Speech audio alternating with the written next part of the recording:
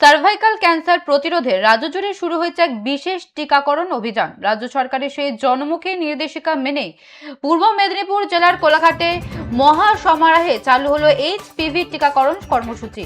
মূলত 14 থেকে 15 বছর বয়সী কিশোরী ও ছাত্রীদের এই মারণ ব্যাধির হাত থেকে সুরক্ষিত করতেই এই বিশেষ উদ্যোগ নেওয়া হয়। কোলাঘাটের পাইকপাড়ি ব্লক প্রাথমিক স্বাস্থ্য কেন্দ্রে আনুষ্ঠানিকভাবে এই টিকাকরণ কর্মসূচির সূচনা করা হয়। প্রথম দিনে প্রতীকী হিসেবে এলাকার 10 জন কিশোরীর হাতে এই জীবনদায়ী এইচপিভি ভ্যাকসিনের প্রথম ডোজ তুলে দেওয়া হয়। ব্লক স্বাস্থ্য প্রশাসন সূত্রে জানা যায়, সমগ্র কোলাঘাট ব্লক জুড়ে আগামী 3 মাস ধরে ধাপে ধাপে এই টিকাকরণ প্রক্রিয়া চালানো হবে, যাতে কোনো কিশোরী এই সুরক্ষা কবচ থেকে বাদ না পড়ে।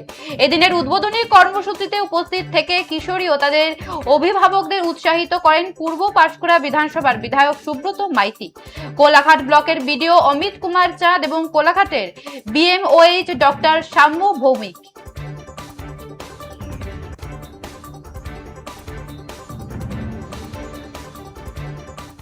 জ্বর বা এই টাইপের কিছু হতে পারে, কিন্তু এর কোনো সাইড এফেক্ট সেরকম ভাবে প্রমাণিত কিছু হয়নি। কিন্তু এর অনেকগুলো উপকারিতা আছে, যেটা হচ্ছে পরবর্তী কারো আপনাদের মাধ্যমে যে আপনারা নিচ্ছেন তাদের থেকে, আপনাদের থেকে শুনে, বা আপনাদের যারা আরো ক্লাসমেট আছে, আরো বন্ধু বান্ধবী যারা আছে, বান্ধবীরা যারা আছে, তারা যাতে এটা নিতে